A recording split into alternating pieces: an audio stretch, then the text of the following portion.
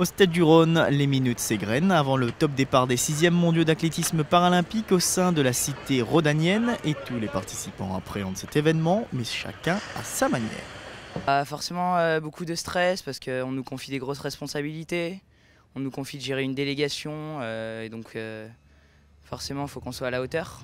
Donc je suis assez content qu'on nous confie ces responsabilités, mais dans un même temps il y a une grosse pression. Ouais. Il y a un petit peu de stress parce que je vais être avec la délégation de Suède et donc peut-être qu'ils vont pas me comprendre, des choses comme ça, mais après ça va être sympa parce qu'il y a beaucoup de scouts. Un stress salutaire pour les scouts, mais une exemplaire sérénité chez les jeunes bénévoles.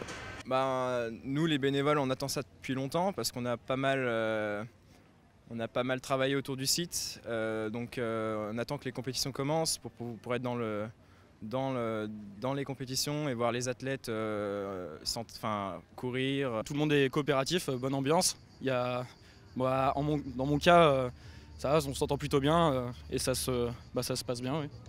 L'organisation médicale est elle aussi prête et impatiente de voir l'ouverture des championnats du monde et le fait savoir grâce à son chef opérationnel. On va assister à cette cérémonie d'ouverture dans quelques heures là maintenant.